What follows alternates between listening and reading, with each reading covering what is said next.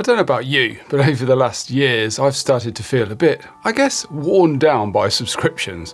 Not just with photography software, but everything.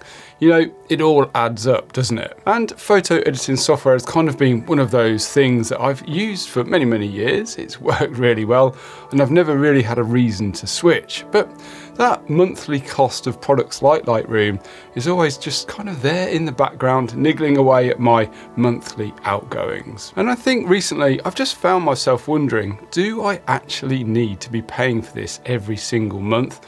Or is there something out there that I can just buy once, own and get on with using? And that's what's led me to try DxO's PhotoLab 9, and it's ended up surprising me in a few really important ways, which we'll get into throughout this video.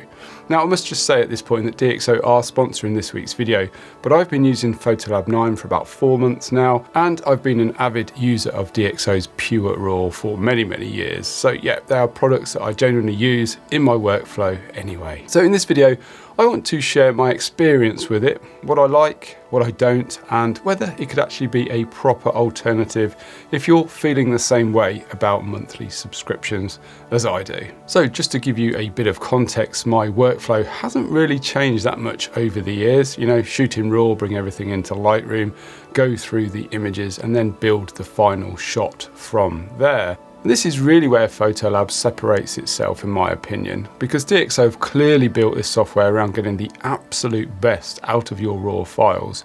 And you can see that pretty quickly, especially when you're working with more challenging images. And I think the big feature here is Deep Prime XD3, which handles that noise reduction and detail. And in the past, I've seen noise reduction tools either leave noise behind or just wipe out the detail altogether. But this feels, I think, a little bit more different. It manages to clean up the noise while still keeping everything looking natural. You know, the textures, the edges, all those little details that usually get lost. It genuinely works really, really well, which is why I've been using DxO to convert my RAW files for many, many years. So let's take a look at this shot here and I can show you exactly what I mean. So this is a shot of an oyster catcher with a broken beak, which I thought made for an interesting shot. And it was shot at ISO 3200, which allowed me to get a fast shutter speed to freeze the motion in the bird. And as you can see, the image has got a fair bit of noise in it. If we just zoom in, you can see all this noise back here. So we're going to try and get rid of that. We're going to come over to the details section and we're going to choose Deep Prime XD3. As you can see, it's completely gotten rid of all of that noise and also left us with some lovely detail in the bird there as well. Now, another thing I think PhotoLab does really well is keeping the editing process natural, photography focused and simple. Now, there are AI tools in here, but they don't feel like they're taking over. They're just kind of there to help speed things up and make the end result look more pleasing.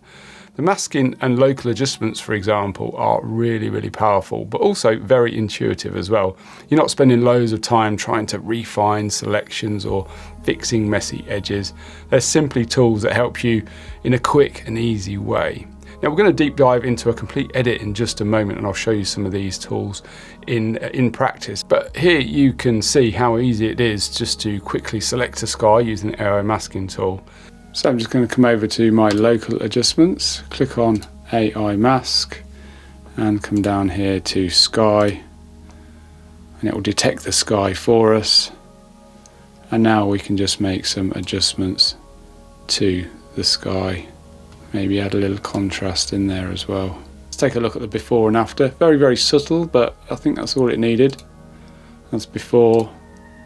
And that's after, yeah, so just bringing the details of that sky down just in a couple of clicks. So yeah, super, super helpful. And I think that leads quite nicely into the overall workflow, because this is another area where things feel a little bit different. Now, one of the first things you notice with PhotoLab 9 is how simple it is to get started. There's no import process. You just open a folder on your computer, browse your images, and then just start editing. So you're not building catalogs or managing libraries like you do in Lightroom. You're just working directly with your files, but in a non-destructive manner. Now, that won't suit everyone, of course, and I'll come back to that in just a second. But if you prefer a more straightforward, non-fuss workflow, it's definitely a nice change and a nice way to work. Another thing that doesn't really get talked about as much, but I actually think makes a huge difference over time, is file storage. Now, PhotoLab has a DNG compression option which can significantly reduce the file sizes while still keeping the full image quality. And if you shoot a lot of raw files, that really adds up over time, you know, hard drives, backups and all that kind of stuff. It's, I guess, not the most exciting part of photography, is it? But it's something that we've all got to deal with. So having a more efficient way to manage file sizes without sacrificing quality is definitely a nice thing to have, in my opinion. So let's run through a quick edit from start to finish so I can show you some of the features that PhotoLab 9 offers. So this was a shot that I took whilst running one of my recent photography workshops in North Wales, where we had some really interesting conditions. It was one of those days where you get 4 seasons all at once, which can be absolutely fantastic for landscape photography. So let's get into it. So here we are in the photo library module to start with. And as you can see on the left here, these are all of the folders that are on my computer, and we've got this folder Snowdonia Workshop Raw selected, and at the bottom here you can see all of the images that are in that folder. So this is the customize section. As you can see, this is our thumbnail strip at the bottom here where we've got all of the images, so we can go through and select other ones if we want to, or compare images. Got the histogram over here on the left hand side. We've also got things like history and projects here as well. Along the top we've got compare, so we can click on this and see the before and after, which is always quite good. Single view, we've got cycle between display modes. This one here is quite good. This will allow you to see it in the full screen mode and then press escape to go back. We can also see it at a 1:1 ratio, or go back again, or we can zoom manually by adjusting the scroll wheel. And this is quite handy. This is the loop view, so if you're making adjustments to things like noise reduction or something like that, this is really handy. You can just scroll it over and it gives you a very clear view of a specific area. So first things first, I'm going to enhance the details in this image, just bring out some of the textures in the rocks. I'm back here. To do that, I'm just going to come over to this little tab here, the circle, the details tab, and I'm going to select Deep Prime XD3, which is, as it says, the utmost quality and details. So just literally applying that there, and that's going to really enhance the details in this image. If we grab the loop view, we can just hover over that now and take a look at all of those wonderful textures and details. And as you can see, the detail in these rocks is absolutely incredible, and I absolutely love the textures in the water as well. So that's fantastic and a good starting point to start our edit. The next thing I want to do is make a local adjustment to the sky, because the sky is a little bit brighter than I want it to be. So I'm going to come over to the local adjustments button on the right hand side, and I'm going to create a new layer by clicking on the plus button down here, and then come up to AI mask, and then down here you can select different areas or subjects in which to create a mask, and you can see at the top there it says sky. So if I click on that, it's going to detect the sky for us. So I don't want to do a huge amount of adjustments. I just want to bring the exposure down ever so slightly. And a lot of my edits are very subtle, and maybe just boost the contrast just a little bit as well, just to make some of the clouds pop a fraction. And I think maybe warm it up a fraction as well, so looking a little bit blue. And I think that should do it. Let's toggle that mask on and off. If you click on the eye icon here, you can go to the before and after. So this is without the sky adjustments, and this is with them. And I think, yeah, just a subtle amount of luminance reduction and contrast just helps to make it pop just a little bit. That will do for now for there. I'm going to go back to my global adjustments, and there's lots of different things you can do here. There's a thing called DxO Smart Lighting, so if you click on that, it's going to improve the exposure of the whole image, and I think it does quite a nice job. But I like to do things manually. It's just the way I've always worked. So I'm just going to take that off. I'm just going to boost the shadows overall just a little bit. But I do want to come down here to the micro contrast tool, which is pretty cool. And just adjust that just to boost the contrast a little bit overall. And I think that looks pretty good.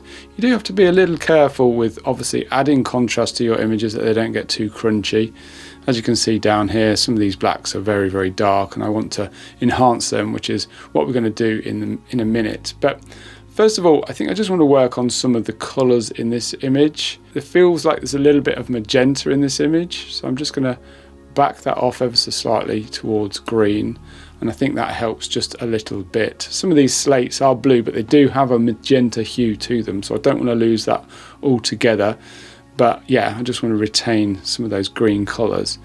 Next, I'm going to come down to the colour wheel that we've got here and select a specific colour. I'm going to go for the oranges, and you can see it's added this little section here. I'm going to grab the eyedropper tool and select an area on these grasses and then just boost the saturation in those colours, in those hues. So you can see, like, if I take it to the extreme, you can see that bracken in the back there is really starting to pop. Obviously we don't want to go that far, but I think it'd be nice just to make those yellow and orange tones just pop ever so slightly. And I think that looks pretty good. Okay, so the next thing I want to do, I think, is just increase some of the luminance in this section here. It just feels a little bit dark. I remember it being a little bit brighter than that as this light was coming through. So I'm going to go back to my local adjustments again, and I'm going to create a new adjustment mask, and I'm going to use the brush tool, and I'm just going to paint in this midsection here, and I'm just going to boost the highlights a little bit and the midtones ever so slightly, just to allow the eye to travel back there. So let's just take a look at that before and after. So this is before that brush and after. So that's just allowing the eye to be drawn towards the central part of the image. The next thing I want to do is just increase some of these blacks, just to enhance the shadows down here a little bit. I feel they're just a little bit too black.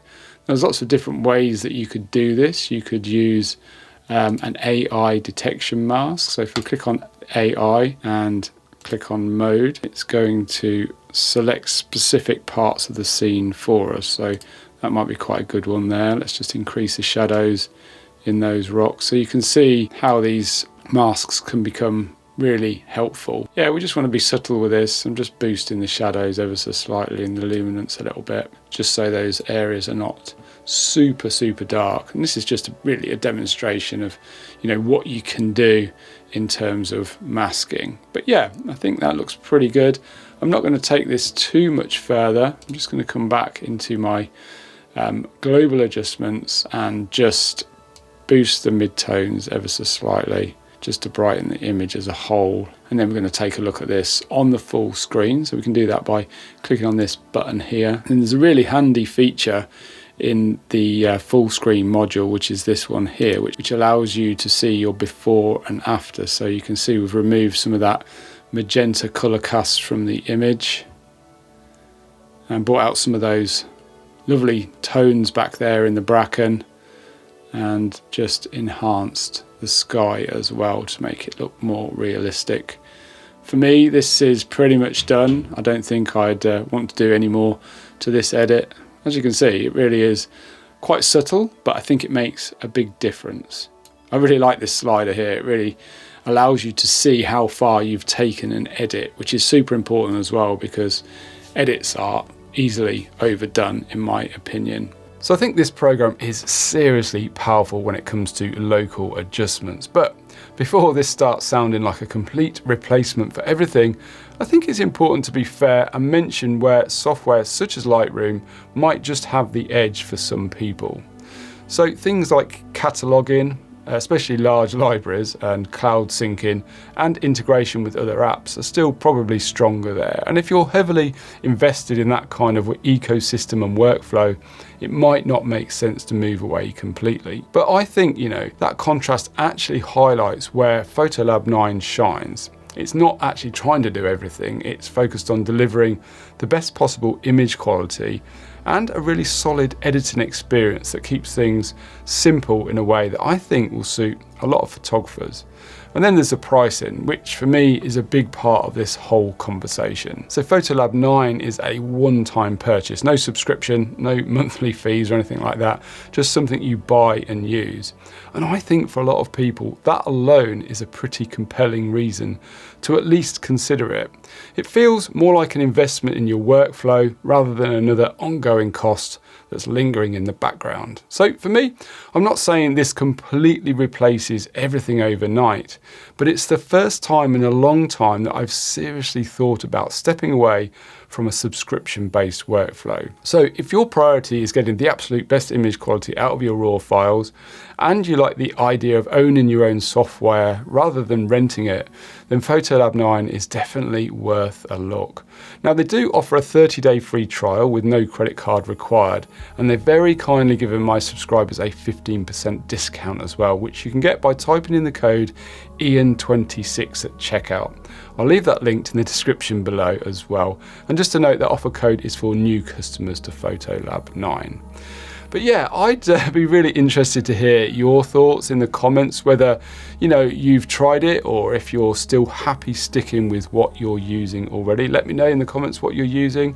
It really does help to understand more about what you enjoy. Anyway, that's all for this week. Thank you so much for watching. Take care, and I'll see you very soon.